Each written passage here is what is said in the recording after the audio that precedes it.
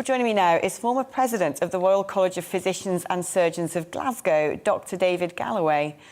You have significant concerns about assisted dying. What are they?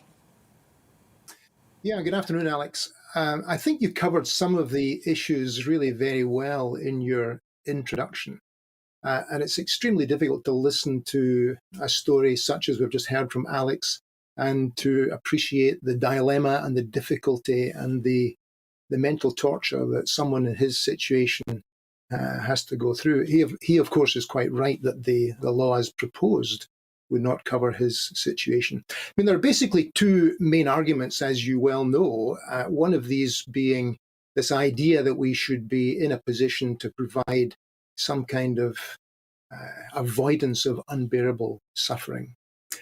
And the other, of course, and it came through in what Alex had to say, is the respect for autonomy. And that's one of the pillars of medical ethical practice, that someone has the right to self-determination.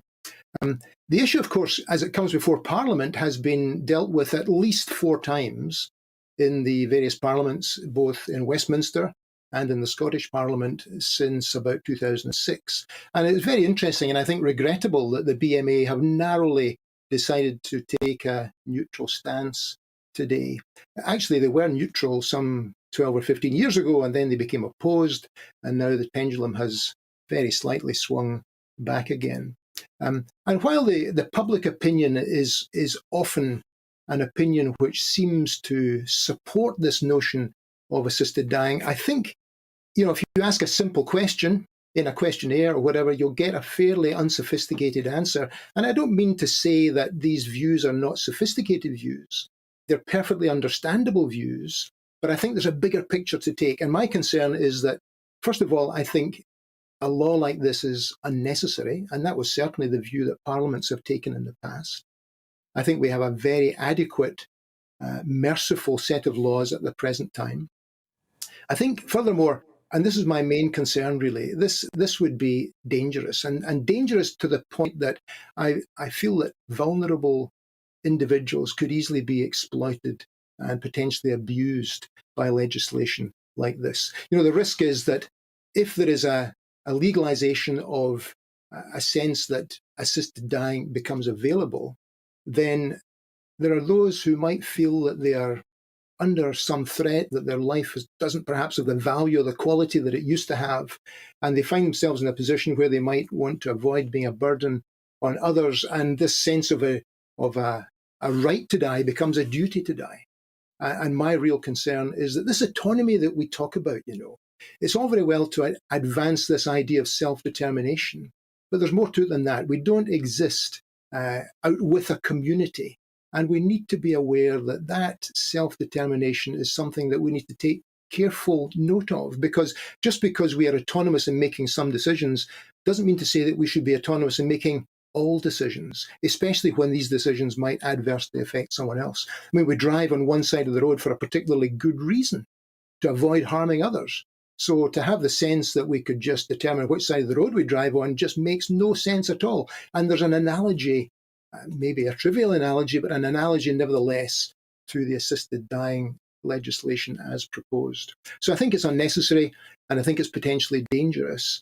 And I think we have a perfectly adequate set of laws. I would really like to see the energy, the effort, and the investment going into improving palliative care. When Alex was speaking, it just occurred to me, that he made a case there for really advancing compassionate, expert palliative care. And from what he said, it did sound to me as though that may not have been his experience in the past. So the idea that it's his decision, yes, I can understand that he wants to be in a position to make his own decision, but his decision has an effect on his community, on his family, and he did articulate some of that. And I think we need to see the bigger picture and have a grown-up debate about this in terms of how it would affect the whole of society, not just the individual case.